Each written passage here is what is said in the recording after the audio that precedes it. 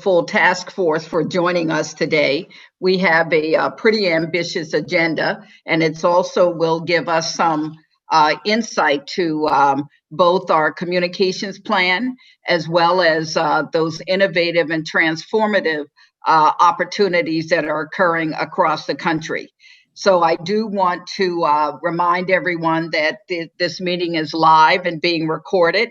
The link will be placed on the website, www.princegeorgesforward.com, and the recording will serve as the official minutes. So no written minutes will be published, but you can also always go to the website to view the meeting. We want to ask everyone to please mute your microphones and or your actual cell phones or landlines.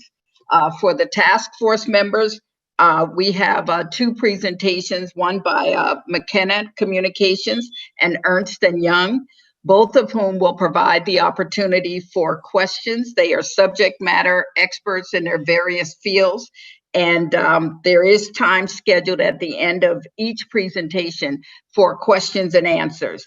Miriam Brewer will be managing that for us. So as you have a question, please make sure to type it in the chat box.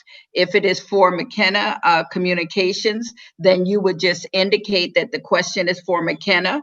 When we get to the Ernst & Young presentations, you'll indicate which focus group you might have a particular question on or which subject area, because the subject areas will be in line with all of our subcommittee task force names. So with that, what I'd like to do is turn it over to Dave Velasquez, the co-chair. And Dave, if you'll introduce McKenna Communications, and we'll go from there.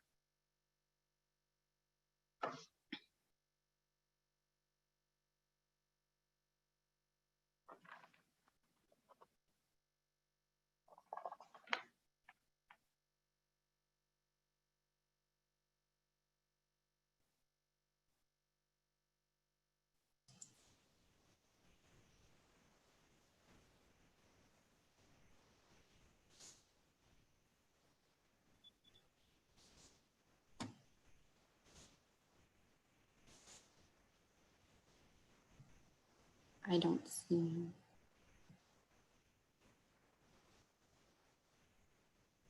Are we having a few technical difficulties?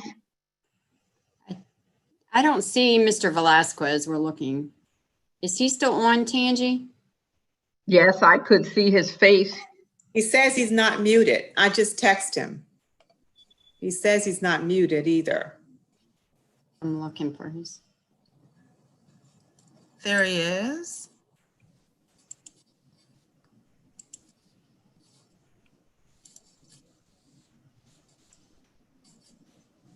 Mr. Velasquez, can you say something so we can test your microphone?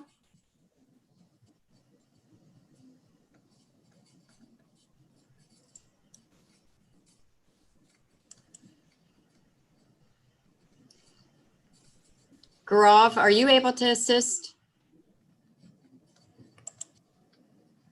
And maybe what we'll do while you all are assisting in the background, would you like me to go ahead and introduce McKenna? Yes, please. Thank you. So McKenna Media is a woman-owned media firm and public affairs firm that's based in Baltimore, Maryland.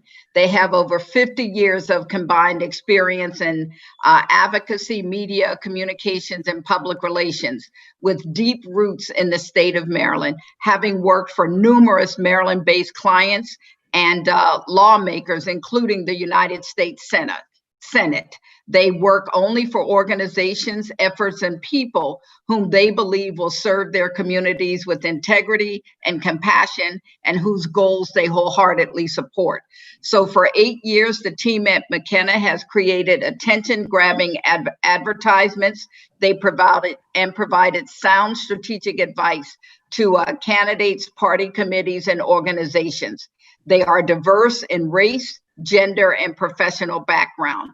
And they truly believe that when a government reflects the people it represents, it has the power to change the world. So we are joined today by Sheila O'Connell, And she has been part of the team since 2017. And we're also, so she will lead us through the presentation today. And again, if any of you have any questions, the task force members, please put your questions in the chat box, and Miriam Brewer will ensure that she's paying attention. And at the end of the presentation, Ms. O'Connell will be prepared to answer any questions that we have. So Sheila, I'll turn it over to you. Great. Thank you, Dr. Dukes. And thank you so much for inviting us onto the call today and to the meeting. We're really delighted to be working with this team and with everyone here on implementing the great ideas and recommendations that Prince George's Forward Task Force has. And we're really excited that we're on the precipice of really sort of moving forward now, very close to moving forward with letting all of the residents and the press know about the smart thinking that this task force is generating. So we've got a short, just a couple slides to sort of show you guys how we're thinking about how we really want to lift up and promote the work that's going on. Thanks, Zara. So, I think as you all are working on this every day and every week and so diligently, it's really great how the county executive saw this task force as an entity that was going to be very sort of dynamic, innovative, and working in a really sort of a day-to-day manner, not just looking to introduce to produce a big report at the end. And so we really wanted to take that idea that we're working in these periods in a very innovative, dynamic way to make sure that we are reflecting that in the story that we are telling residents and reporters about the work of the task force. So taking that sort of essentially the three reporting periods that you all have, the one that we're currently in the middle of right now, the next one, and then the final report, we're organizing our work around these three buckets, so to speak: actions today, the visions for tomorrow, and a reimagined future, the final report. And so what we want to do within each one of those three sections, those 3 blocks of time that you are all working and generating ideas, is once the county executive has approved them and they are public, we will take them and come up with a handful of what we think will be sort of interesting stories that really reflect the work of the task force. And we will ask sort of all of you to help us maybe tell some of those stories. We will ask reporters to listen to our co-chairs talk about some of these stories and the impacts that they're going to have on the county going forward. And we really want to use sort of a wide variety of stakeholders, of third-party validators to really tell about the real-life impacts of the recommendations. And so what we've been talking about, and Zara, if you want to flip to the next page, thank you, is we've come up with a variety of ideas, sort of a menu of ideas that we want to have at our disposal to use once we have the next section, the actions today, recommendations, final.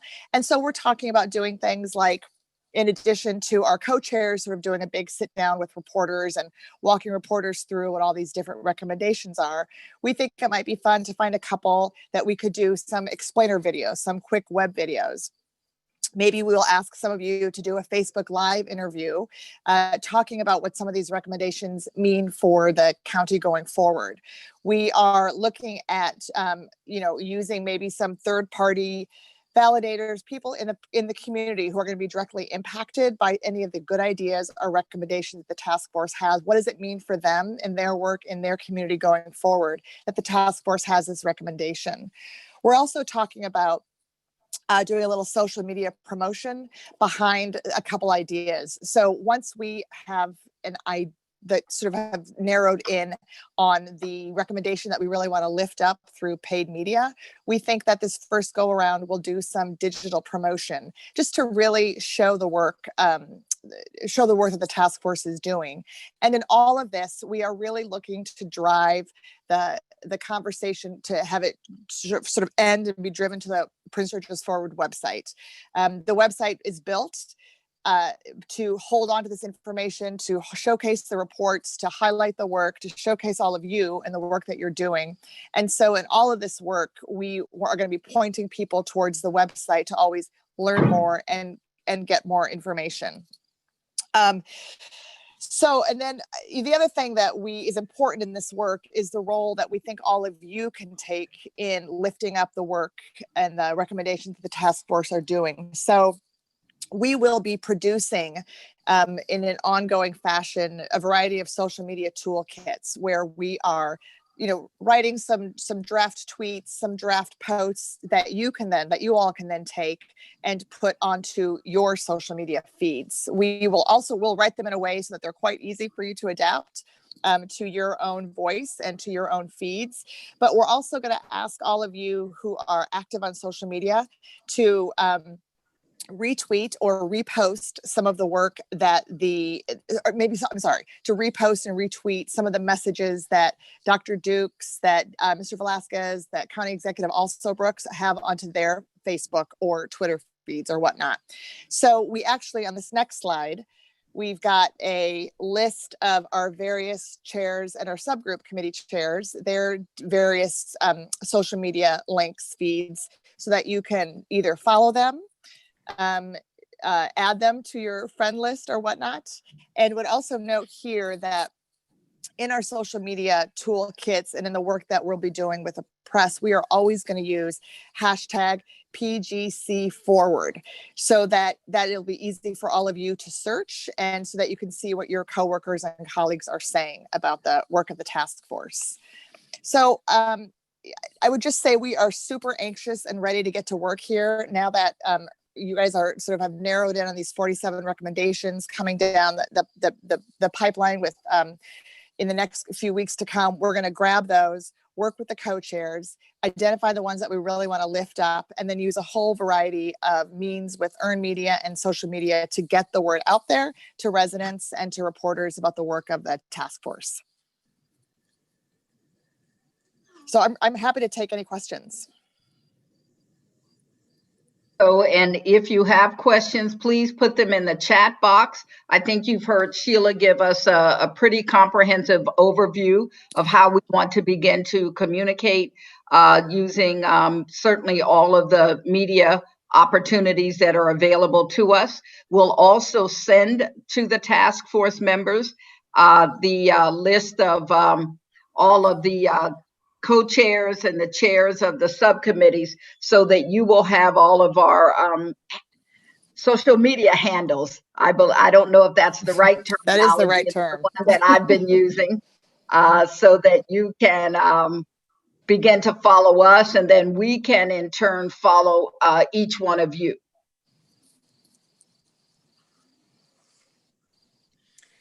Dr. Dukes, I don't see any questions in the chat box as of yet. Okay, well, thank you very much. And Sheila, want to thank you for your work thus far and all the work that we know is ahead of us. So thank you. I look forward to working with all of you and getting the word out. Thanks. And I'll turn it over to Dave Velasquez for our next agenda item. Yep. Dr. Dukes, thank you. I apologize. My computer decided to die right in the middle of the call, so I've had to switch to my backup system. But again, I thank everybody who's joined for your interest in this critical work, and also all the task force members again for your commitment and the work you've put in here. The next item on our agenda is for Ernst & Young, who's working with us to do a presentation around kind of what they have seen and more globally across the country, but also more globally, and provide an overview of that. I think most folks are familiar with Ernst & Young, but they're a multinational professional services network. They're one of the largest professional services networks in the world. They have a host of different services and have expanded their professional services into markets adjacent to their original place where they started in audit, tax, and accounting, to include strategy, operations, HR, technology, and financial services. So clearly cover the spectrum and are working around the world with both governments and not-for-profit organizations to work on innovative answers to complex challenges. And we're privileged to have with us today John Hughes. John's going to introduce from Ernst & Young. John will be introducing all the EY's team of subject matter experts, but he's a managing director in the consulting practice of Ernst & Young with over 24 years of experience in a host of both on the government side and also in the private sector. He's got a strong background in information technology and project portfolio management and processes and procedures. So really a key person and a great person to be leading this work. He's the lead director in assisting the county team in the transformation office. And similar to with the communications presentation, we've got actually a lot of time at the end of this for questions and answers with the EY team. What we'd ask you to do is, if you have a question, to type it in the chat box, but first put the focus area, and that'll help us direct it to the right person. And Miriam Brewer is going to assist EY with the question and answer period. And we will respond to as many questions as we possibly can in the time that we have. But I want you to know if we do run out of time and there are additional questions, we will respond in writing, and the document will be placed on our website for public view. So that's how we look to proceed. So with that, John, great to have you with us today, and I'll turn it over to you. Well, thank you so much, Co-Chair Velasquez, for the kind introduction. In addition, and on behalf of Ernst & Young, I'd like to thank Dr. Dukes, all the working group chairs, working group members, the members of the policy, planning, and public affairs team, and everyone signed in today from Prince George's County. Over the last 8 weeks, I've had the pleasure of leading a small team in helping the P3A group design and implement the processes and governance around transformation, as Mr. Velasquez alluded to. Our goal is to support and assist Prince George's County with their ambitious and really just extremely important transformation that's going on related to the impacts of COVID-19. The office will help to standardize data capture, govern the intake and review of the quick wins, the short-term and the long-term proposals, and help to understand the planning, performance, and value generated from those respective initiatives. Today, it's our pleasure to spend about the next 60 minutes or so with you. In that time, we'll be sharing our firm's experience, insights, and observations related to your 5 working group focus areas. The 5 subject matter experts assembled today have over 100 years of experience in cumulative in all the areas we're going to discuss. They've read thoroughly your quick wins that have been provided and are excited to speak with you today. As Mr. Velasquez mentioned, please put your questions, if you have them, into the chat, preceded by the name of the working group, which will be great, and those will be covered at the end. Lastly, we want to thank David Sloan, who I don't believe is on the call, Linda Turner, and the rest of the P3A team. It's been a pleasure working with them on our current project. The team's dedicated and commitment to the success of the TMO, Transformation Management Office at Prince George's County is great, and it's just in these unprecedented times. So without further delay, I just want to introduce Mr. Greg Williams. Greg comes to us with his 15 years just at EY, serving government and public sector. He's helped many organizations in the way that citizens interact with counties. And we're proud to say that this year he was nominated by State Scoop as a top 50 industry leader this year. So Greg, I'm going to turn it over to you to talk about government operations. Thank you. Thanks, John. And thanks to Collective Group for letting me come talk. I think it's exciting when we're talking to agencies and government entities like yourself about how can we take advantage of the challenge that's in front of us to really innovate and transform. And we can advance the slide. And if we could advance one more. Thank you.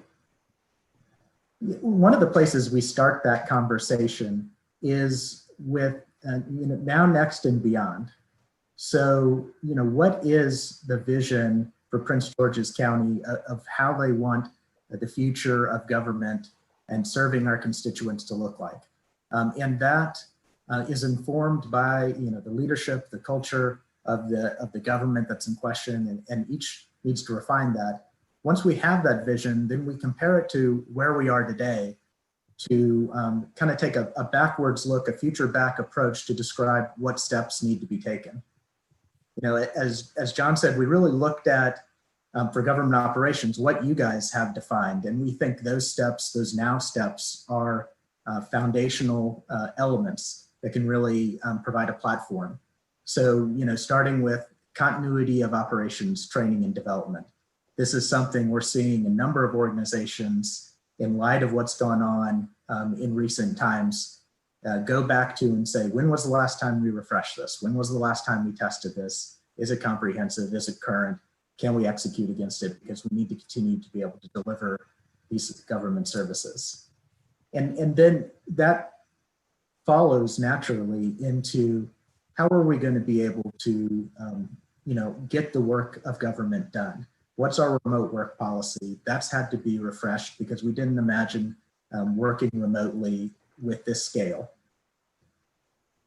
And many agencies that we talk to are finding that there's only so much that I can do remotely because many of the processes that I may have haven't been digitized.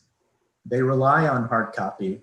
In fact, my 93-year-old grandmother still works for the state of Indiana and goes into work twice a week to be able to process checks. And her story's not alone. There's stories like that across the country. So, we saw that you guys are taking on the challenge of, where are these high volume manual processes where we can digitize documents and allow us greater flexibility to how we serve those. And taking an inventory of customer facing services so we really understand how the constituents interact with us. And I think those are great foundational steps, and it really tees it up for what's next and beyond. We talk to many governments that are looking at how can I take advantage of the challenges that have been put before me and leverage that to transform how we deliver services and better address the needs of our constituents. And they start by asking some questions. How do our constituents want to be served? Henry Ford back in the day had very efficient operations, but he offered his customers one color, one configuration of the Model T. Government doesn't have that luxury. We have a wide variety of constituents that we need to serve. They've got a diverse set of needs. They're in a diverse situation in their life journey. And, and government needs to be able to provide a level of services to all of them where they're at in their journey. And that ties into the next question that I know you're asking and many others are, is how do we build equity into the government services that we're providing? Do our constituents know what services are available? How they can get access to those services? How do we help groups of constituents that have greater needs take advantage of the services that are available to them? And government's having to do it in a consumer environment that's shifted. We're used to being able to go to our phone, go to Amazon, who serves millions of customers, and feel like I'm getting an individualized experience, that I've put my information in once, and Amazon knows who I am now, and they can tailor that experience and get me those services that I need in a way that's unique for me. And governments are starting to ask the question, are there steps towards that we can incorporate? Are there ways that we can be more attuned to what our constituents need, the breadth of services that we can provide them to help address their needs, and do it in a way that makes it easy for them to take advantage of those services? And as this vision gets fleshed out, the question is, how do we do it? How are services delivered in the digital age? How can we take advantage of the technologies that are out there?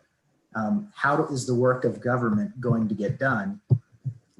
And I want to share with you a couple of examples of where we're seeing that happen. So this journey to next and beyond starts with constituent-centric experiences. And what that means is really understanding, what's the breadth of different types of constituents that we're serving? What are their needs? What do they want from us? What do they want that experience to feel like? Developing those into customer personas, and then developing a customer journey. So, building on that inventory of customer-facing services, there's a series of journeys they can take, whether they engage with that service by coming in person, whether they engage through the phone, through the internet. How do we want that experience to go and to be tailored so that they can efficiently get what they need, and we can do it in a way that allows us to maintain compliance with the complex rule set that we have to navigate as government entities through the delivery of service, federal, state, local rules and regulations. North Dakota is an example of that is undergoing this journey. That's really starting with their constituents. What do they need and how do they transform some of those customer facing or constituent facing service areas? And when you think through how does that constituent want to be served, then in many cases, there's an opportunity to take advantage of a new channel, new ways of serving those citizens. So traditionally, we've had walk-in, that's not going to go away. There's constituents that need to be able to have a face-to-face interaction. There's going to need to be phone, but there has the opportunity to provide a digital channel. Constituents continue to get more savvy. As I said, my grandmother that's 93 has learned how to do her banking on the phone. She's certainly not alone in being able to adapt. And what many government entities are finding is that the methods, the portals, the website provided for our constituents to interact and get our services were designed to put a lot of information out there and for us to be able to deliver those services within the rules and regulations that we have to operate, but may not have been designed with that constituent experience in mind first and foremost. And so a number of government entities that we're working with, Oklahoma, one of them, is really looking across those customer facing services, and they're taking a fresh look at how do we redesign this interface with the public? How do we modernize and simplify these websites and portals? And then they're moving to an idea that there's a lot of places we need to process information in order to get to a service. And is that action the best place for us to be having for our workers to be spending their time? Can we let humans do what humans do best, which is develop a personal connection, develop an interaction? And can we let automation navigate some of the complex business rules that we have to operate within to deliver our services? And so Oklahoma is tackling that challenge by simplifying those websites, and then behind that, building in robotics process automation, virtual agents that allow them to automate those business rules, process these transactions, if you will, with constituents efficiently, and let the workers focus on how do we have an effective interaction and really make sure we understand what that constituents needs and we're giving them a great experience. And that flows right into what we're seeing with a number of organizations, and you talked about it here. We're working with North Carolina to say, how do we reimagine the work of our government workers, of the people that help deliver the services? In the next, there's a need to figure out how to imagine this. With North Carolina, we helped put together a playbook, a set of critical processes and enablers that help them think through how are they going to move from where we were pre-COVID, where we were fully on site, where we are now, which is fully remote. What does that look like going forward next and beyond? So, how do I prioritize positioning people that need to be able to serve in-person channels where we're interacting with constituents? How do I think through other workers that may not need to have an in-person connection and can do that work from wherever they are and wherever is most convenient for their family? How do I make sure that they've got guidance on teleworking, that they understand, how does training need to be updated to operate in that environment? How does communications need to involve when I can't pull everyone together for a staff meeting? Helping them think through some of those challenges and reinforce that with a set of enablers, updated checklists, updated forms, updated signage. That reimagining how we deliver the services and what constituents want us to get gives us that ability to then reimagine how that work is done. So I thank you for the time to tell you what we're seeing in government operations. Look forward to any questions. And I want to hand it off to Chris Steele-Snyder. Thanks, Greg. We'll go to the next slide. And Chris, thanks for being here. Chris is our market leader for health and human services, 30 years of experience, involved in many, many things around the country. So Chris, why don't you go ahead and take it away? I'll do that. Good afternoon. It's wonderful to be with all of you. As Greg and John have pointed out, I've been in this market for a long, long time. Probably have not seen anything like what we've experienced over the last, 6-8 months. If the activities and the desires of state and counties weren't moving fast enough, COVID certainly has put a spotlight on the things that weren't working well, and have created a whole list of additional needs. So I'm going to expound on some of the ideas that Greg just took you through and give you some examples that come specifically from the health and human services and the public health parts of our client base. So, Greg mentioned this idea of the single view of the constituent. Increasingly in the health and human services space, this is, I think, something that's going to be increasingly important.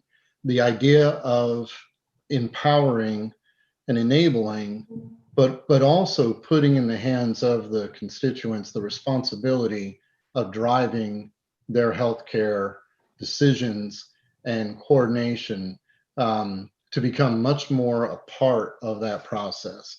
So to Greg's point, one of the challenges is if you look at most states or counties today, you might have to deal with a myriad of different systems, right, to have a single view of that person. Today, you would have to go to 5 different eligibility systems, right, to go through and cover off whether it's for a Medicaid program or for any of the safety net programs. It doesn't make any sense, and frankly, it de-incentivizes people to actually take ownership. So one of the things we're doing is to help think about what's the integration across all of those programs. How can we empower residents and constituents to drive through and have a single view of their health system, not unlike some of the portals and capabilities that you see in the commercial health marketplace. This becomes increasingly important, and my colleague Andrea Daines will touch on this, but as you can imagine, with COVID, there are an ever increasing number of people falling into these vulnerable categories. So how do you better predict those numbers? How do you think about how long those numbers and what the implications are on the lives of your most vulnerable citizens? How do you use predictive analytics to think through where the overlap is and where, by having better view of systems, you can be more responsive? So we are working with a number of states to be able to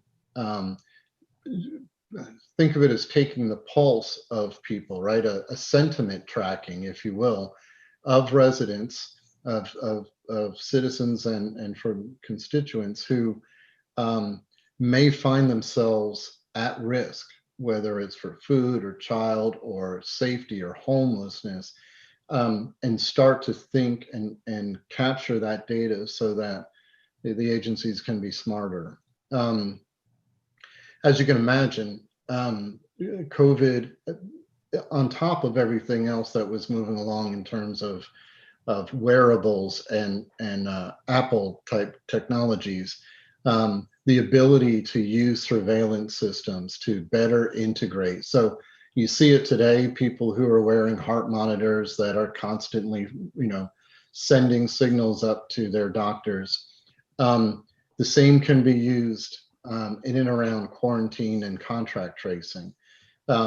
Granted, there's a lot of challenges with all of that we're kind of working through. But certainly if we're going to learn from what we're all going through right now, it's going to take really challenging, I think, these agencies to think differently. It's putting incredible pressure on public health departments of state and county agencies. So we've had the opportunity to help those clients really to think through what that means. And we'll talk a little bit more about testing and capabilities. But how do counties, how do states take advantage of and collaborate with commercial and private entities within their communities to drive healthcare delivery, to drive information gathering? You see the first semblance of this were when the CVS's and Walmart started giving flu shots, right? And started creating and allowing you to access your health information records. But increasingly, are there ways to repurpose some of the commercial buildings that are no longer going to house companies? Is there a way to transform and repurpose other sectors, right, that serve people in a way that you wouldn't think of? I was involved in a client discussion who was working about what you can do when you're pumping your gas. Is there a way that you can provide, as you're standing there waiting, can you be entering information just for data gathering purposes?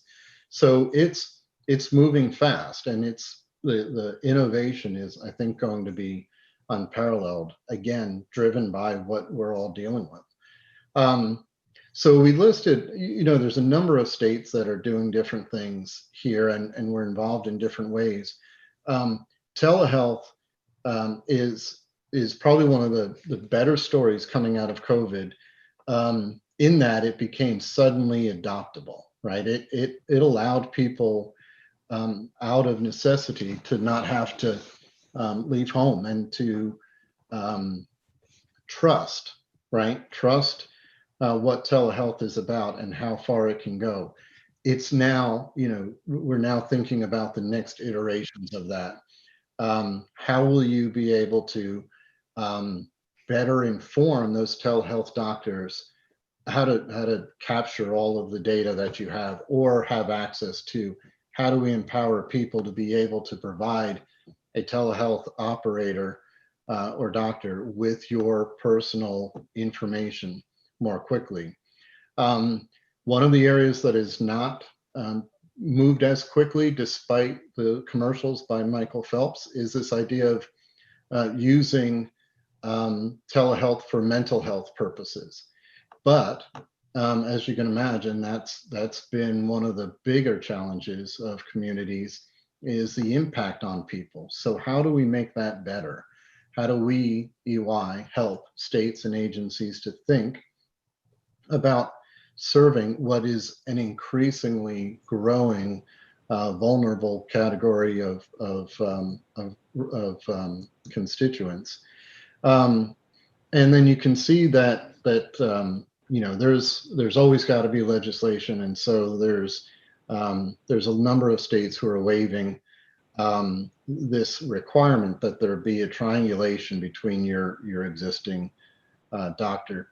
One of the other things I'll tell you, and I didn't put it on here, but in the last 72 hours, the issue of vaccination tracking and preparedness is growing pretty quickly, right? Because little bits of information are being let out. But when you think about telehealth, remember that when there's a vaccine, there's going to be a number of vaccines, and people are going to wonder, where do I sit and why am I not going faster? What if I don't want to? What are the implications? What happens to my children who are getting this type of vaccination? What's the timing? What if I don't feel well? Well, think about the impact on our health system just from that, because for the first time, literally everybody is going to be vaccinated. That's not happened before, right? So So telehealth and helping agencies and states to think through that, I think, is going to be an increasing of increasing importance. And so lastly, this notion of digital transformation, as we talked, again, to expound on Greg's comments, we did a 6-week assessment of a state Medicaid operation and found over 250 processes, functions that were being handled manually that with even the most basic of technology could be replaced with robotic process automation that could be automated, not for the purposes of replacing people, which everyone always got afraid of, but more importantly, to allow those people to better serve their constituents. That's the logic. And whether it's chatbots, these are all things that we've become very comfortable with as a country. The ability to use your phones for things, the adoption of these technologies, I think, have positioned us to help create these self-service capabilities. So when we talk about RPA tools, artificial intelligence, it's for the purposes of making sure that the time and cycles that you have are focused on the things that are going to have the greatest impact and will more greatly affect outcomes, and eliminating whether it be paper or manual interventions or triangulation of different agencies. So, and you can see there's a number of states that we're working with in trying to do this. And then the last thing I talk about again is this idea of engaging with and collaborating with the private space, right? How do we repurpose? How do we reimagine healthcare and healthcare services delivery? It's easy enough for things to be online. It's easy enough to access through personal devices, but the delivery, right, at points in time, how do we better collaborate with the infrastructure that arguably is now going to change forever, right? How do we take advantage of what exists and reimagine how that can be used to serve our constituents and the most vulnerable people in our communities?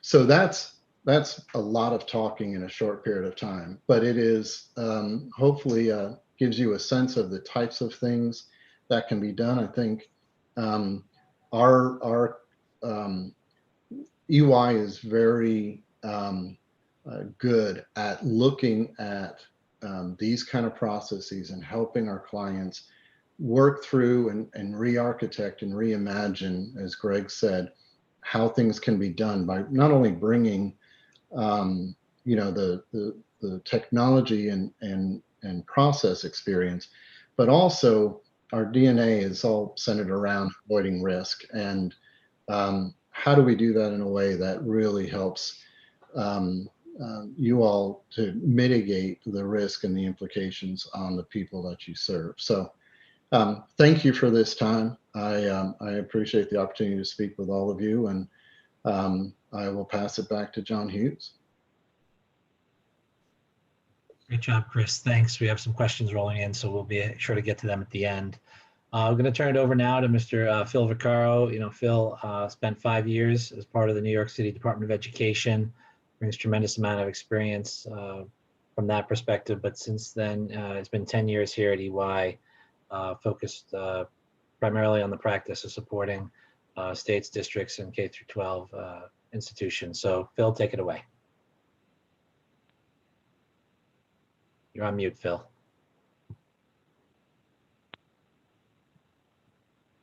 You're on mute, Phil. Can someone unmute Phil?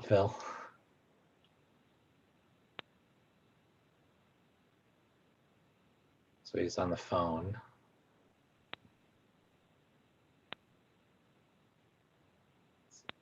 Angie, do you need his phone number? If he's on the phone, he needs to hit *6 to unmute himself. Thank you so much. Thank you, Mary. There he is. Is that working okay? Yes, it's working. There's an echo. Okay, how's that? Good, Phil. Thanks. Perfect. Better. Great Sorry job. about that. I don't know why the sound is gone on my computer, but so I had to dial in with my phone as well. So now that we've got over that little hiccup, thank you for the opportunity to speak with you all today. And, appreciate John providing a little bit of a background on my professional career and the start that I got in New York City first as a teacher and then working for the Bloomberg administration on a variety of topic areas. And I spent the last 10 years supporting largely urban school districts, thinking about school improvement strategies and various system level issues. So the work that we do really spans most management decisions that a school district would consider, with the one exception of we don't offer guidance on pedagogical approaches or instructional strategies. We are sort of a systems level management consultancy here that is supporting K-12 school districts. We've done some work previously for Prince George's County, and we have done work across the state and across many school districts nationally, and frankly, we have a global practice. But as everyone has acknowledged, this is certainly a very unique time. And, we spent some time over the summer with Christian Rhodes, who's the chief of staff, I'm sure you all know it, at Prince George's County. And, I think that there was a time when the district was really contemplating, are we going back in person? Are we going remote? And this was right around the 4th of July, and you could see a lot of angst in Christian's face as he was, considering the challenges of going back in person. And I think that there seemed to be a significant amount of relief when the department made the decision to start the year remote. And, we've seen the back to school presentations on the website that sort of acknowledge that, December, I guess, will be a decision point for many parents as you consider the local context as it relates to the status of COVID and what will happen for the second semester. But, as we think about this now, next, beyond context and education, it's a little hard to get outside the now, just given that, we are all sort of as parents and as people who know kids who are trying to go back to school, or teachers or principals, how infinitely complex this is on many levels. And so, there are sort of a few items here that we wanted to suggest that, as we have noted in our work across the country during this period of time. And it largely stems with a real deep dive in 3 areas of the country. One is we've worked very closely with the state of Texas on all of their reopening plans as it relates to, this school year. And our primary client there has been with the state, although we've done a number of liaising with individual districts as well. And this has been much of the work was done when things in Texas were really getting out of control. Things seem to have calmed a bit now, but it was certainly a roller coaster ride for a number of weeks there, where the guidance was changing on a daily basis, and it was very hard to manage, certainly from a staff standpoint, from a communication standpoint, and as advisors. But that's one. The second is we work very closely with the Puerto Rico Department of Education on all sorts of topics, including back to school, and then in Providence, Rhode Island, a deep dive with the school district there. So that kept me busy personally for the summer. But I don't think that we're with the decision that most school districts made to defer on in-person instruction, particularly among the large urbans. You know, we've really deferred the decision in many ways on, well, we're still hope and plan for there to be an in-person return. But now, you know, maybe we're looking at a few months from now, we're looking at second semester, and there's really no timeline, definitive timeline, which I know is frustrating for all of those who are impacted by this. So some of the things that we see by way of insights here. So, you know, the first one, in terms of instruction and assessment, you know, I think as broadly speaking in education, we have been dabbling with how to use technology to improve the instructional experience for students and teachers for a long time. And COVID has clearly created a forcing mechanism by which we are all now coming to terms with what is the right way to use technology as an enabler to support student learning. And, you know, the challenges faced when students and or teachers don't have the infrastructure to support that, whether that's devices or whether that is, you know, Wi-Fi connections. But certainly trying to figure out ways to create a coherent approach to learning that is delivered in a remote environment. And so, you know, one of the things that we've seen from the state of Texas here is that they have tried to play a strong leadership role in providing tools and resources and curricula to school districts to operate in a more remote fashion, as opposed to just taking, you know, traditional pedagogical approaches and curriculum and trying to, on the fly, adapt it to a remote setting, which is really what did not go well in the spring for so many school districts. And so thinking about how to provide this more blended experience, which uses technology as an enabler, which addresses the needs of students who do not have access, but that ultimately uses the scale of the state, or in this case of the county, which, you know, clearly you operate a large county system, to provide more of the resources that schools may have had more individual ownership of in the past. But, you know, trying to make this significant transition to a remote learning environment at the school level is very difficult from both a resource standpoint and just from, you know, the level of consistency that we're trying to ensure from a quality standpoint across schools. But taking up the decision to the district level or to a state level and relying more on the scale that can be achieved by sort of pushing some of this decision making up a level.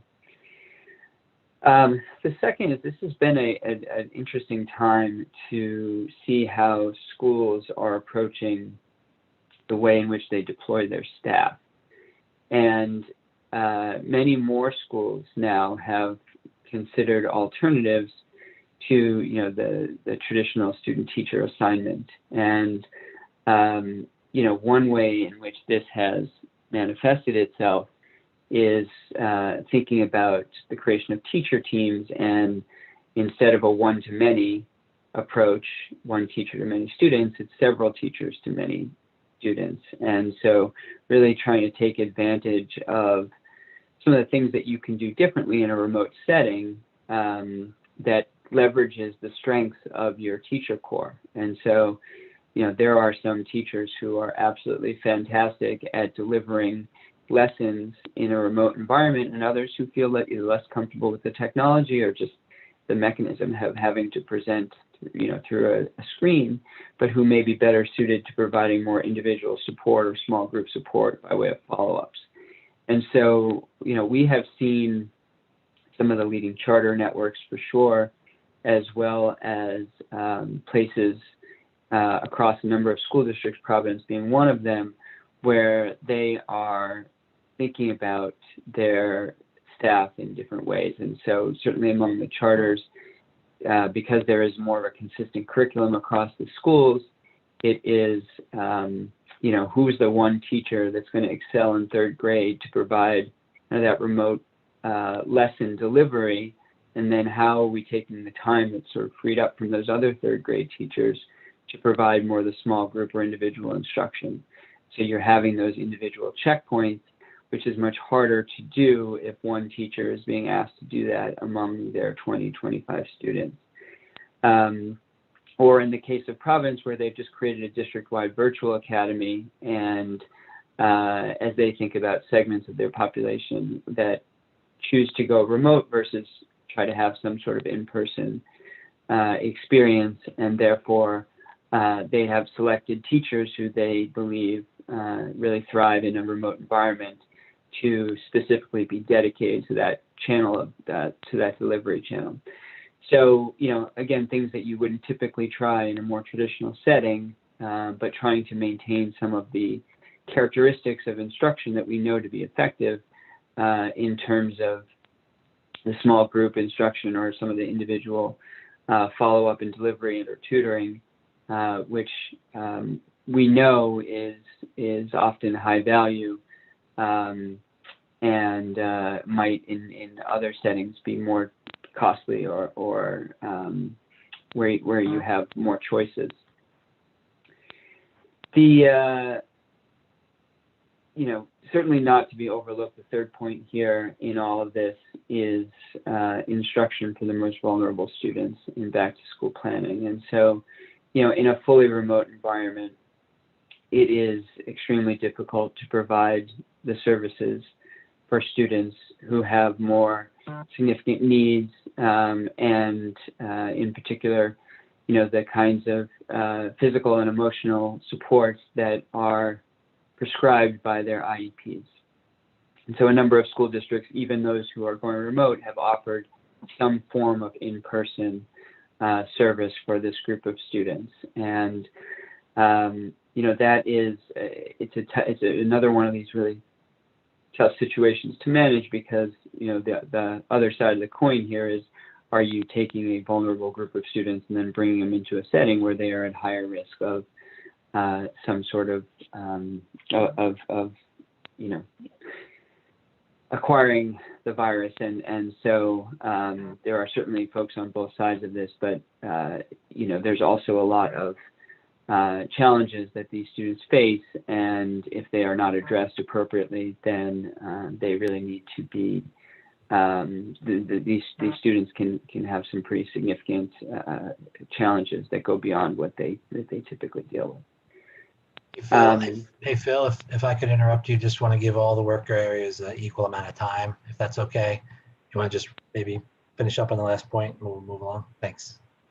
Yeah, the last point is just to say this is a time of financial volatility. And so, you know, I think that a number of districts are facing resource reallocation issues, but thinking through, you know, what is the long-term plan here for financial sustainability? And so, you know, this is an area where a number of larger districts have developed more sophisticated functions, but this is a place where more than ever the financial planning is really critical.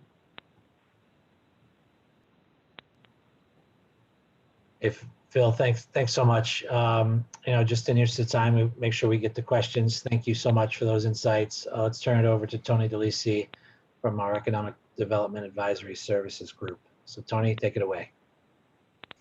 Thanks, John, and everybody. Can you all hear me okay? Get a little thumbs up. But I want to agree that this is a tough time for local communities. Phil said it well. It's really hard to get out of the now. And I've done a lot of work in disaster recovery. Traditionally, it's a hurricane or a flood. And this is different because the disaster is still happening. This is that hurricane that's been going on for 6 months, and we're still in the eye of the storm in many ways. Greg also said it well, though we firmly believe that with a crisis comes opportunities. This is an opportunity for communities to find ways to ensure that we recover from the pandemic, not just to where we were before, but to a place that is stronger and more resilient. In particular, there's a need to consider equity. I know this was top of mind for Prince George's County and others before the pandemic came around, but it's even more important now with impacts on health and on the economy hitting communities of color and all their vulnerable populations much more severely. To keep us on time here, really focus, I'll just say many of the trends that we're observing on our industry and our government insights, they're actually more of an acceleration of existing trends versus completely new ones. This includes the importance of focusing on equity, when we're also looking at that shift to have economic development serve the entire community. Really think about what's happening in the nature of retail. We were seeing online or sales shifting more towards online, and challenges for retailers, those are becoming even more severe today. And the importance of broadband and technological access has come up a number of times today. And like always, the need for more of those resources at the local level to help businesses and to help people succeed. So right now in this pandemic, we're seeing governments do a lot to help reduce losses, to position their communities and their businesses for longer term change in the economy as a result of the pandemic. This includes reevaluating tax structures to ensure that they're serving the community needs today, while also rethinking how we can incentivize businesses moving forward. There's also a lot of talk that you might be seeing articles about people fleeing cities, but it's unclear that that is really happening, or it's really a change from what we saw before. People were already leaving high cost locations like New York City for decades. But cities haven't really been losing as a whole. We've been seeing people looking for quality locations that are affordable, that have access to diverse amenities, and businesses are following them. And this continues to remain an important focus for communities thinking about economic development, thinking about livability and placemaking, and the business growth that is tied with that. So really, in my time remaining, I got 5 minutes or so. I've got my own clock here, John. I want to focus on some of the key observations and analysis. I really think there are three ways of looking at what we can do here in this moment. In the now, we need to be helping our businesses address their specific needs and costs so they don't go out of business. Also, in the now and in the next, we need to be helping drive more business to our local businesses and helping support them as they create new business models for the pandemic and for after the pandemic. And also really thinking about positioning our economy for what comes beyond. This includes thinking about increasing equity of opportunity and access.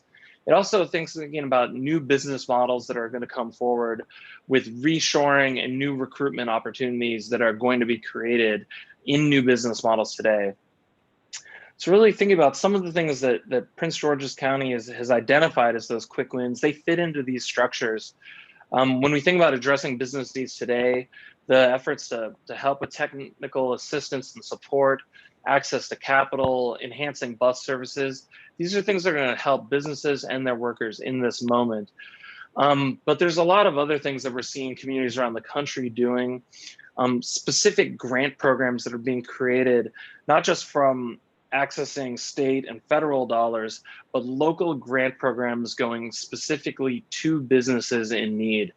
And I could list just communities across the country in many, many states that are doing this, and they're all tailoring their own criteria, coming up with different sources for that funding, whether it's from Treasury dollars that were made available through the CARES Act, or within their own general funds and new programs established just to get money directly to businesses. But also a number of states, including Maryland and others, are looking at ways to create sales and other tax relief, including really creatively thinking about targeted property tax relief. When we think about one of the biggest overhead costs for businesses, it's either their rent or their mortgage. And this might be incredibly challenging to address, but I would say these are some really challenging times, and finding those new creative ways to think how we can make it easier for businesses to survive this moment. As I said, that technical assistance, that direct support to distressed businesses, we're seeing, like in Prince George's County, chambers of commerce, other entrepreneurial focused organizations really coming to the table to help with those needs. And other communities really making sure that we're having inclusive economic equity focused strategies in those efforts. Really on the more creative side, it's thinking about supporting those new business models. That could be simple as states and communities that are changing their regulations to support curbside delivery and pickup to help bring business to drive business to businesses today that are trying to serve their local community, but also really interesting ideas like facilitating technology solutions and startups. In Austin, which is where I live, even though I'm actually from Northern Virginia originally, there's a new startup that was created just to help restaurants sell excess produce and get it delivered to people that need it. So it's serving two ends of the spectrum, getting businesses money they need and serving the local community. But how can we facilitate more of those conversations? We're seeing a lot of neat changes at the local level to create outdoor pedestrian dining and shopping areas, whether that's in New York City, Berkeley, California, or in Massachusetts. And really continuing those placemaking initiatives and transit-oriented development that were important before the pandemic, but are going to continue to be important going forward. And then really in my last couple of minutes, focusing on that next step, the imagining the economy beyond this pandemic. And at its core, there are so many strategies that we can be developing that we've seen work in other communities around connectivity and accelerators for small businesses, really focusing on that social connectivity, capital access, and accelerators for vulnerable populations, for communities of color, and increasing the local procurement on the same end. That was another one that we saw some great efforts on the quick wins here in Prince George's County. And then again, thinking what are those new opportunities as we see supply chains changing and businesses looking for new types of locations as a result of this pandemic. What new opportunities are created for industrial targeting in Prince George's County and other communities? And how do we really focus on our attraction efforts, our reshoring, and continue to thrive in the next model or the beyond model that we're going to see? Oh, there's my alarm. But I really want to thank y'all for your time. And it's exciting to be a part of this conversation. I'm going to pass it on to Andrea, our next UI consultant. John, are you okay if I just launch in? Dive in the interest of time. Go for it, Andrea. Thank you. Awesome. Thank you. So my intro there talks a lot about what I've done from a work perspective, but I think it's important for you to know that I'm also a foster mom. Our youngest came to us through the foster care system. I say youngest, she's now 22, but it was an amazing experience to try to be on the outside of the programs I spent my life working inside and try to navigate them on her behalf. And it was a really eye-opening experience and an understanding that there are so many different opportunities for improvement in how we deliver social services. And for my own personal baseline, it's simple, effective, compliant, and impactful. I think those are the four key tenets that I always try to look for when we're doing transformation initiatives.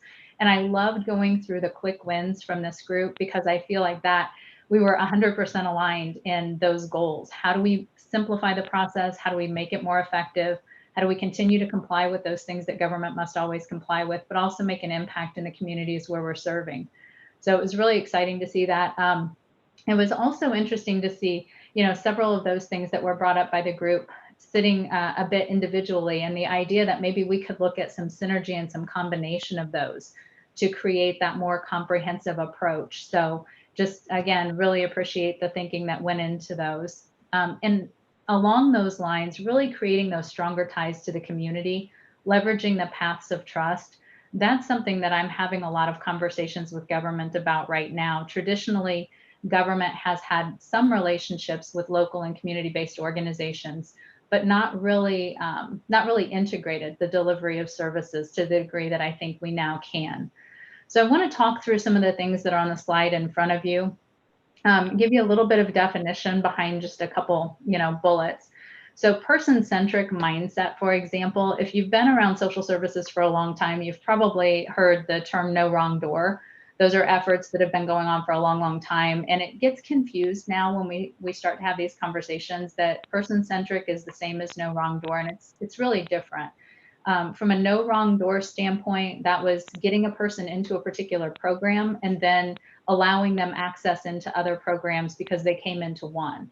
What person-centric conversations are, those that we're having now in the industry, is really helping government understand what the individual is experiencing in his or her situation or the family situation, then being able to proactively offer assistance based on better understanding that individual or family situation.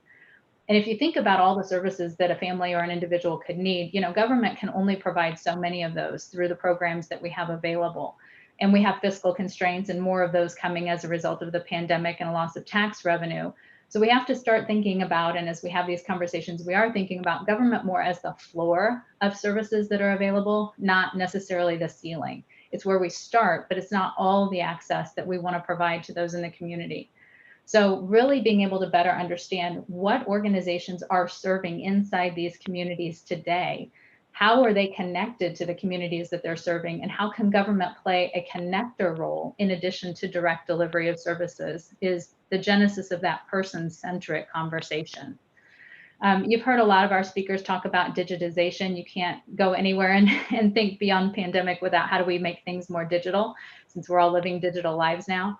But it's both within government a way of accelerating how we control administrative costs and also transitioning the way that we're doing life. But this digitization also comes with some risks, and we spend a lot of time talking about those. For example, if you have an outdated process for eligibility and you digitize it, you're not really helping that end user, that person who's trying to get access to services. So we really spend time thinking about how do you improve the process and then make it more accessible through digitization. It's also really important to take a step back and ask hard questions about the programs that are in place today. For example, how's eligibility determined? What total services are available? How are they delivered? And how can that be improved? And so I want to really kind of emphasize the point that in digitization for social services, we're really talking about making that effective because we're enabling business transformation and then using digital as a way to deliver that improvement. Social services agencies are also really starting to think about creative ways to partner with the people that they serve. So actively engaging in conversation, surveys. I have heard more social service agencies doing surveys with the constituents or the communities they're trying to serve than ever before. Because in the state of a pandemic, we can't go back to historical records and delivery means and understand how those might apply today. So actively engaging in conversation and bi-directional conversation, not just that traditional push of marketing, which is still important and valuable, but also being sure that we're listening to what the individuals, the residents in various communities are asking for. Also really, asking them what will help them thrive. How do we help people with resilience on the backside of this pandemic? We know tax revenues are forecast to be down for the next couple of years. So even though government maintains that primary responsibility for serving residents, we still need to think about creative ways to be connected to those more community-based services. That will empower, as a path, government to continue to really serve those individuals and families well, but also to be able to leverage some private funding sources that are coming into some of those more community-based organizations in the delivery of those extended services. And let's be honest, it helps people be more connected inside their own communities. It helps government be a conduit to that connectivity, not necessarily always, again, delivering the services directly. And communities are unique, and we need to be thoughtful about that when delivering services. So I know I'm going to run out of time, so I'm going to try to jog a little quicker through these, but constituent-centric experiences. Again, we've got more need than we've had before. So this next and beyond idea is if a person, an individual can carry key information about themselves, maybe it's financial, maybe it's demographic, into a centralized point, then the available services in their geography through government and other local resources could be shown to them, and they could make choices about how they engage with those programs. So that's also an opportunity for them to opt in to getting that eligibility assessment across multiple programs. And it's a way to stop passing along all that programmatic complexity that we have from federal that flows to state, that flows to local, to kind of put that behind the curtain and allow individuals and families to come in the most simple way with the information that is relevant about them and their situation. North Carolina is, they've got NC 360, and it's really helping pull together almost like an inventory or a catalog of those local resources, and then leveraging things like the 211 system to make better connections. So again, everything in the next and beyond is just kind of getting off the ground, a lot of lessons being learned, but there are some really good things happening there. So digital transformation, I want to make sure that I'm sure everybody on the call already is, but I always remind myself, even in 2020, there are still places and people, so rural and financial, without access to reliable Wi-Fi. So anything we do for digitization really has to have a foundational drive toward equity, including making sure that we have mechanisms for access that aren't necessarily technology driven.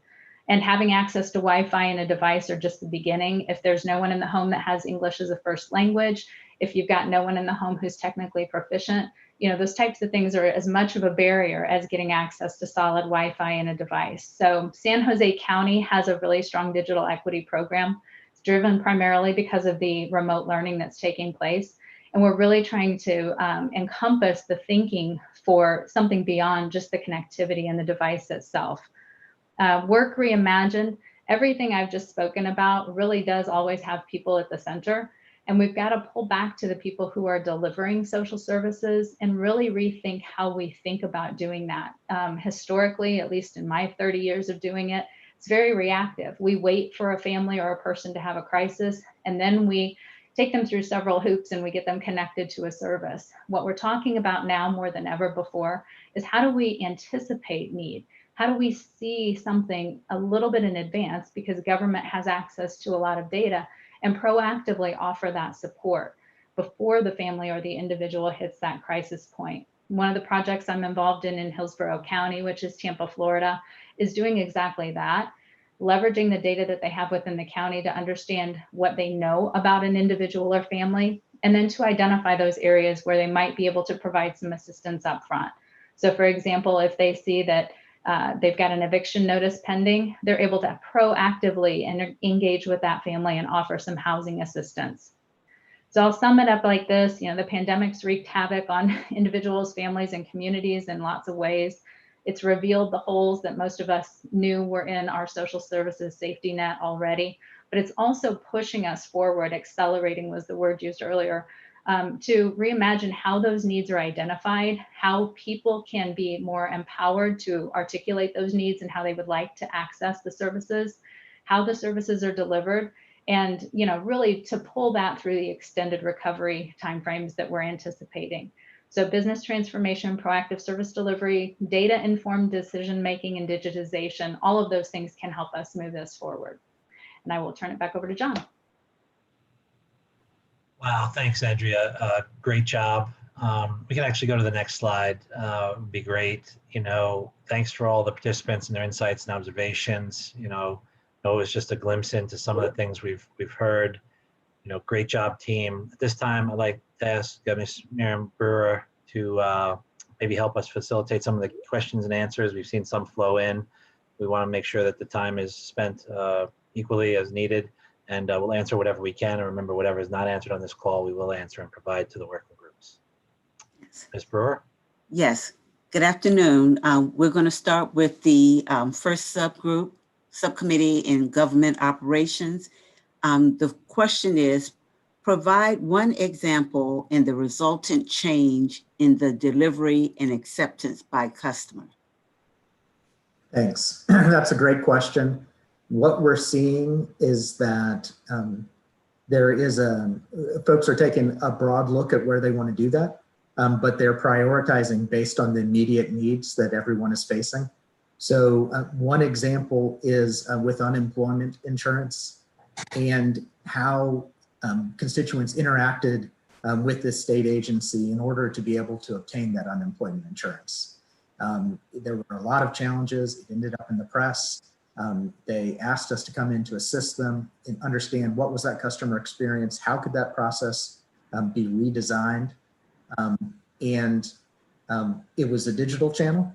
It needed to be a digital channel because of being in the COVID situation, but we were able to help them work through, and as part of the written material afterwards, we can share an example of how we how this agency was able to take what was a clunky, people were timing out, people were having trouble getting to where they needed, and really simplify, modernize, and provide them with a new way to interact with the government to get this important service.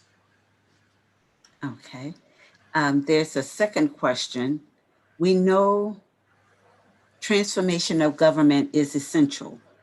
County Executive also Brooks' transition work group on talent management and organizational development recommendations reflected this imperative. Please share the human capital and change management strategies that must be addressed in order to implement reimagined government. I think that's a great question, because the goal is to bring along with us on this journey the workforce that's in place today, to help them, give them the tools to better serve the constituents. And so they've got to understand, and so through this transformational journey, we've got to be intentional about how we talk to them, how we communicate them, and how we help them understand their place in that journey.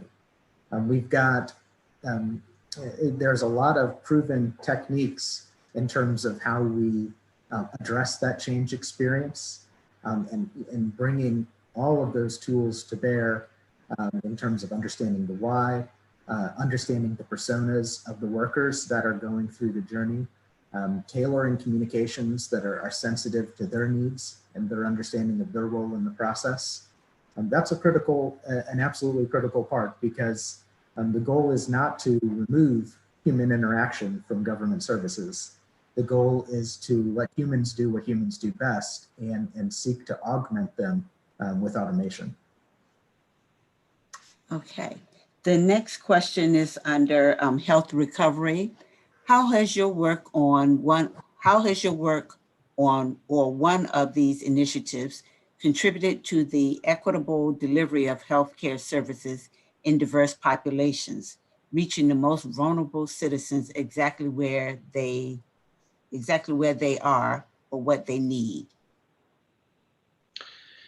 So, one example with the state of North Dakota early on, the challenge was that the state was having was with the tribal nations and the lack of physicians. And so, the recurring theme in all of this has been around health information technology. So in that case, it was twofold. One was enabling access, which meant using that private-public partnership to engage communications companies to build the infrastructure needed to provide the electronic capability. And the second piece was around education, and it was about creating a public awareness of the capabilities, how they should be used to encourage and track utilization. So in both of those cases, we helped a state to, in a very particular engagement, not force people to leave to acquire healthcare services, but rather how to bring the healthcare service, as per the question, to where people are in those communities.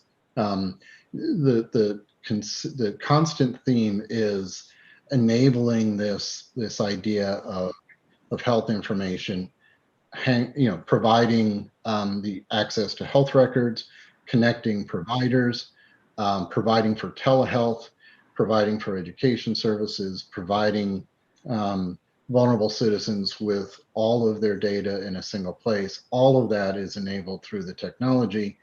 If the technology doesn't exist, we have to help bring it there. If the education doesn't exist, we have to make that happen as well. Okay. We have another health recovery question. How will we prepare or train the current workforce to enable them to adapt to a more technology-based workforce? Yeah, so I'm going to quote Greg Williams. That's a great question. So look, retraining people who are used to, we're on engagements with people who are still very upset about their green paper being printed out, right? So it takes time. It takes a coordinated organizational change management effort that talks to stakeholders, who helps them to understand what the value is and how this helps them, that creates the safe kind of environments to retrain and retool and see how easy that transition could be, understanding that it is often a very difficult transition. But it's happening. And we see it more and more as, you know, a broader and broader population becomes comfortable with technology.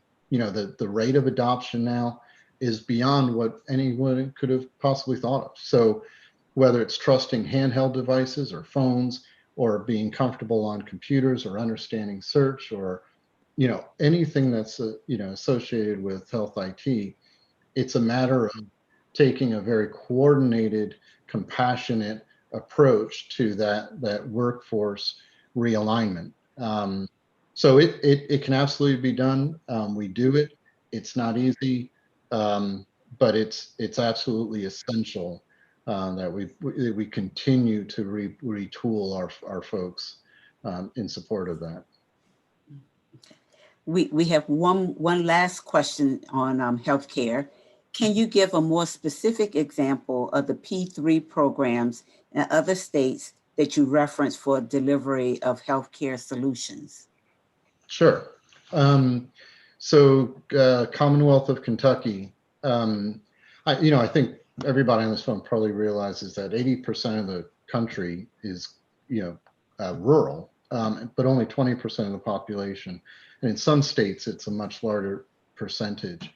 And so the situation I just described, the legislature of the Commonwealth passed these private-public partnership capabilities and legislation, which allowed communities from Louisville, for example, to invest in and finance the creation of the infrastructure in the rural communities of Kentucky to enable all of the health IT that I just described to you.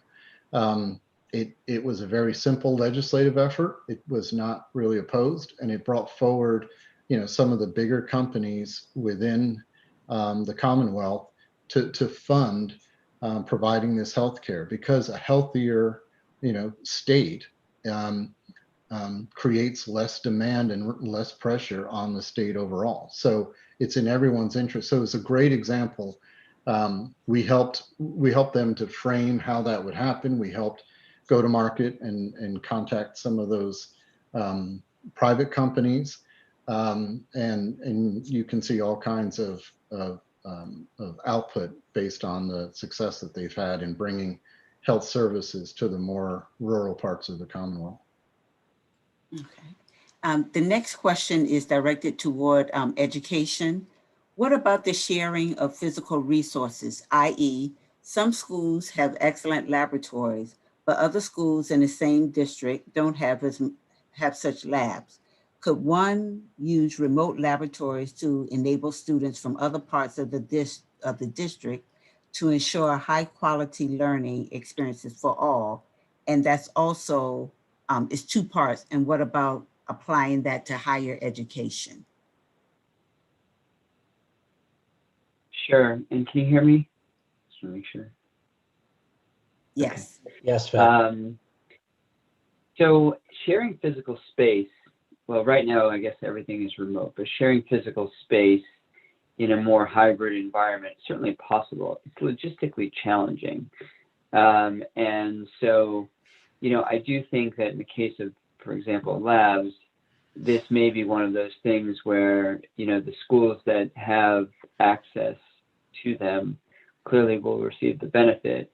And for other schools, if there's some proximity, maybe there's a way to pull it off logistically, but I would imagine that this is where we need to think about either making the best of the resources that we do have in the school, or finding remote ways to deliver science experiences and other uses of the lab. So not saying it's impossible, but it is logistically challenging. I'd be less familiar on the higher ed side, but I would imagine similar challenges might exist.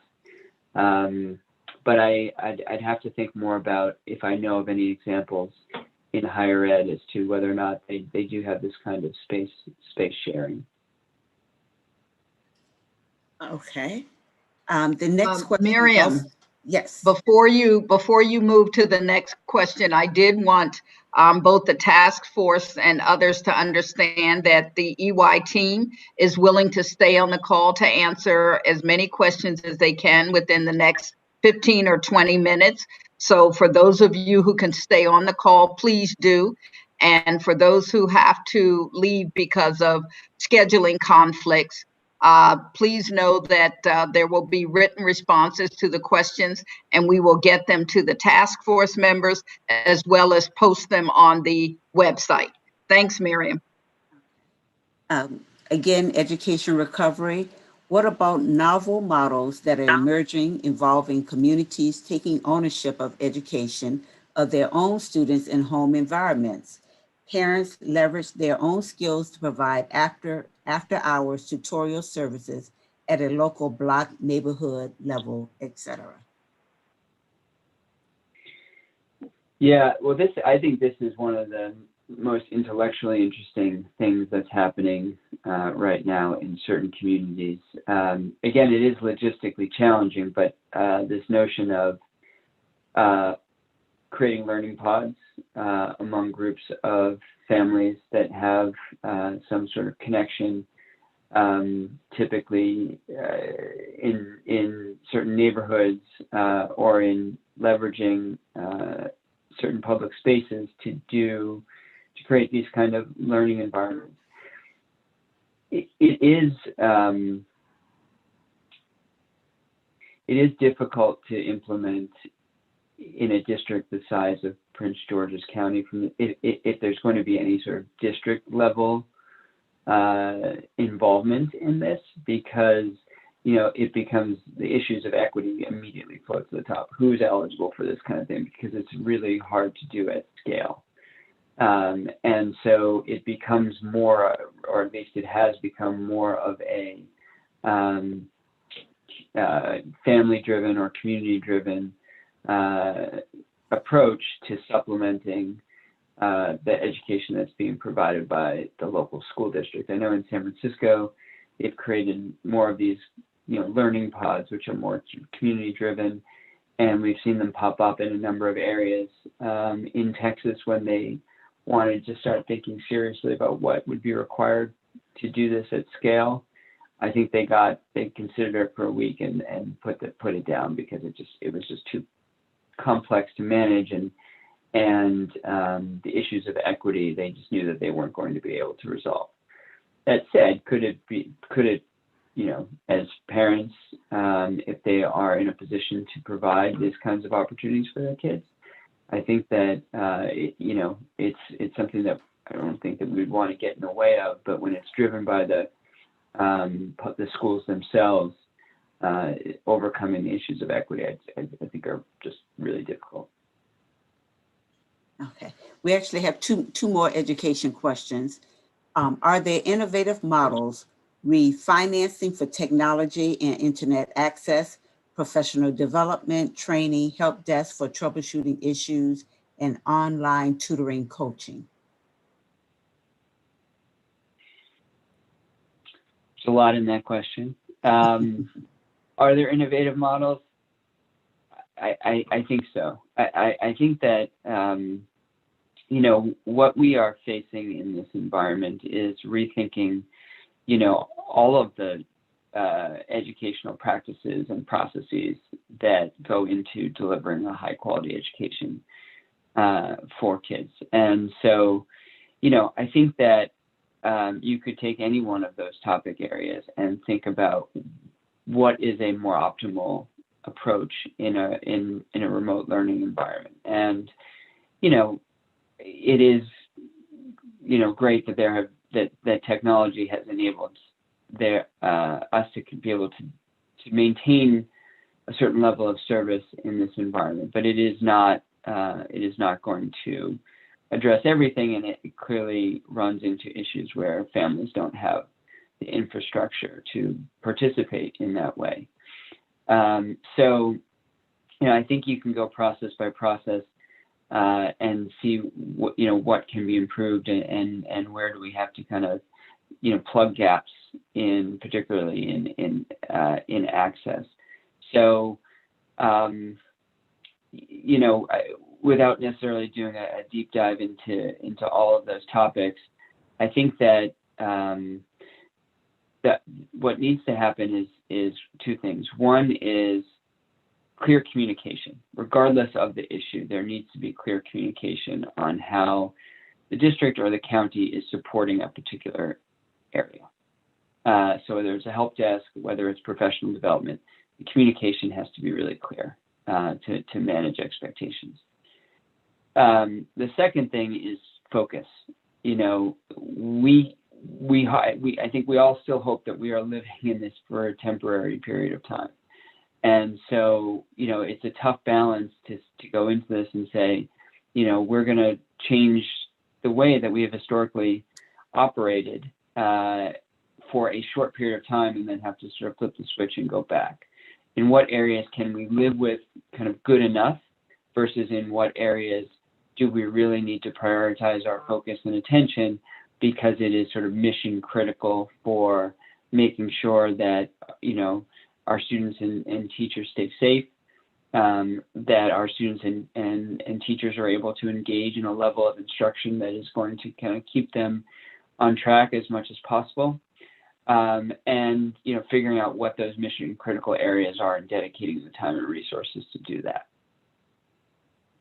And the last education question, are there strong, effective models for institutions of higher education to share digital resources? And I guess it's really a two-part. Are there talent sharing models that do not confound or diminish the respective funding models? Sure. Yeah, I mean, so I'm more of a K-12 specialist. So we do have folks in higher ed. And so I think just probably in the best interest of time here, maybe what we can do is get you a response through our higher ed team so that it's more informed than what I might offer. Okay. So that the next question is under economic recovery. What does equity look like? Does it include addressing longstanding imbalances in wealth, health, and education? Does it include rethinking public and private investment targeting small and minority businesses who have been most affected by the pandemic? What equity lenses policies are needed to address historical imbalances? Thank you. And this is a great question. And honestly, we could take all day to talk about this. So I want to give an answer. Well, first answer is yes to all of it. And I'll give my shortest answer possible. And that's that I've said this pandemic has exacerbated pre-existing conditions that we had in this country and in most communities around equity. And it's not just along racial lines, but along on a number of different lines you can see. And this is different from each community, but personally, I think that it should be the foundation for all recovery work in every area. We cannot effectively achieve equity unless it's embedded into all of our actions and all of our thinking. Here at EY and in the Economic Development Group, we have developed an economic equity framework that's really applicable to any community or any system. And by design, it's inclusive and data-driven, to the point of using data to help us really evaluate disparities and conditions, but also working with communities in need to understand barriers to opportunity and to develop those solutions themselves. Because anything that is driven from the outside will not be effective. When you ask what equity policy lens are needed, I believe that it is a lens for all decisions. This isn't just about race, but I really do like the definitions created by Ibram X. Kendi in the How to Be an Anti-Racist, where the definition of racism is that it is a system of policies and culture that exacerbate disparities And anti-racism is policies and culture that reduce disparities. And so fundamentally, that lens that is applied is looking at all of our decisions, our policy making, and how they affect things, and asking that question: is this exacerbating disparities, which would be in essence a racist policy, or is it reducing those disparities? So the short answer is all activities under that lens. One last question under economic recovery. Who were the initial investors in the new business models you have seen in Austin and other areas? How were they inclusive? Yeah, I saw that question, and so it varies. Sometimes this is really a pivot of an existing service or model. The example I cited from Austin was a company called Binder, who was actually serving agricultural communities and saw an opportunity to do more work here. But often the focus is really on technology incubators and other entrepreneurial focused organizations. They have existing connections to funding opportunities and other organizations like the SBA, Chambers of Commerce, and those in the business community that can really bring some capital access and financing to bear.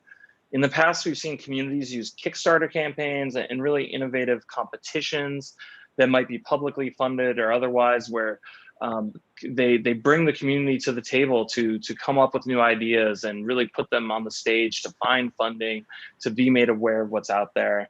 A really great example, another one in Austin was, actually, no, it's a creative community, but when Uber and Lyft left the city a number of years ago, the city actually helped fund a new rideshare app that was created. It was a public service that was needed. There was a gap in the market, and the city helped really bring the business community to the table to help make something happen to fill that gap.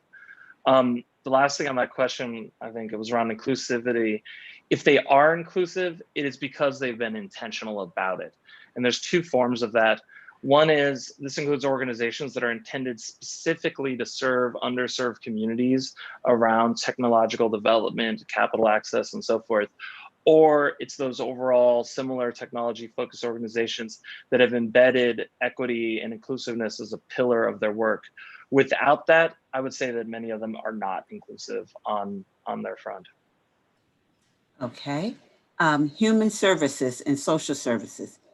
Can you provide an example of an entity which has redesigned programs, including cross programs, collaboration, integrated use of data, and life event triggering? Love that question. I'm going to take it in the 3 parts that it's kind of listed at. So cross-program collaboration and redesigned program. I want to pull an example out of some of the work we're doing in North Carolina around quarantine and isolation support. Their numbers are rising in North Carolina. They're challenged with how to get people to comply voluntarily with those quarantine and isolation requests that are coming in once they have a positive test. And part of the challenge for that is the circumstances that those individuals find themselves in. So, you know, for example, if you live in a big house with multiple bathrooms and you have to quarantine yourself for a period of time or isolate, you can do that. If you are 3 generations living in a 500 square foot apartment with 1 bathroom, it becomes much more difficult to actually comply with that request from public health. So in North Carolina, they're really working across multiple service programs, including food delivery, transportation, non-congregate care, really trying to pull the support system together to enable people and empower people to comply with those requests for quarantine and isolation. And that level of cross-program coordination is wonderful to see. It's challenging to do, but it's great to see. And I think it's really helping individuals who wouldn't otherwise be able to comply. The integration of data, that's tied into a lot of the work we're doing in Hillsborough County right now, which is understanding that as government, you have access to a lot of data, but turning that data into real information to understand the situation an individual or family is facing, and more importantly, proactively identify programs that can help them is a challenge, but it's one that Hillsborough County is taking on. And specifically, they're looking at family preservation around the child welfare program. So traditionally, you know, the county gets involved when a hotline call comes in, the investigation ensues. They either find reason to pull the child or they leave the child in the home with some stipulations sometimes. Well, now what they're identifying is, look, we know enough about these families to know if they're struggling in certain ways, we can reach out proactively and provide an offer of support And maybe we don't get to the point where somebody's making a hotline call. And everybody, I think, agrees that the child being able to stay safely in the home is the best outcome for that particular family. So that's an example of creative use of data to try to really protect the family. And then the life event triggering, I've got to go over the ocean to get this one, but in Singapore, they are doing now, when someone has a baby, they automatically have an infant registry, which we have a very similar thing here, right? Birth certificates, but they're triggering certain services that the government provides when someone's had a child, rather than waiting for that mom or dad to go in and say, hey, by the way, I've had a baby. They're actually saying, we know you've had a baby because of that initiation with the hospital. So we're going to proactively offer you these 3 things that Singapore's government does provide to families with newborns. One of which is a baby bonus, which in no way am I advocating, but it is, it's something built intrinsically into their government. So they're using their data rather than asking people to jump through another series of steps to proactively just make that happen for their residents. Okay. And we actually do have one last question for economic recovery. Can the equity framework be sent to the group? So I'll answer that one. Go ahead. Yeah. Oh, thanks, John. If you want to, or I can say we cannot share it widely, but we could put together a conversation. I know we just had a couple of inquiries about this. We could put together a smaller group call and share some of the things around this. It's not a publicly publishable document, if that makes sense. But we would very much like to share it and some of our perspectives on how to address economic equity and recovery.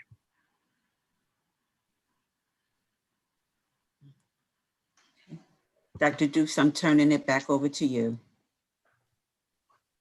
Well, thank you. Thank you all very much for not just the presentations, but the questions.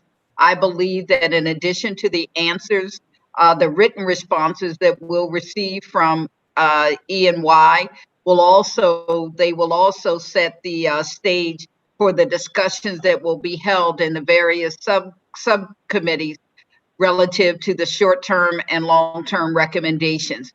And if there is a need for us to do our own internal research around some of the things that are going on across other communities and other states across the nation, then we'll certainly engage David Sloan and the P3 group to see where we can get some support for that. I want to thank John, you and your team from EY. We really appreciate the dialogue, and it's clear that this probably could have been a 2 or 3 hour call. So we'll hope that you will be on speed dial as we might ask you to come back at a future time.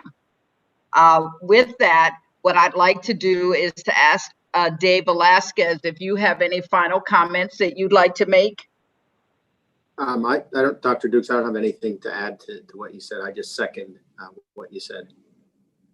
All right, then what we would always remind everyone is that the website is princegeorgesforward.com.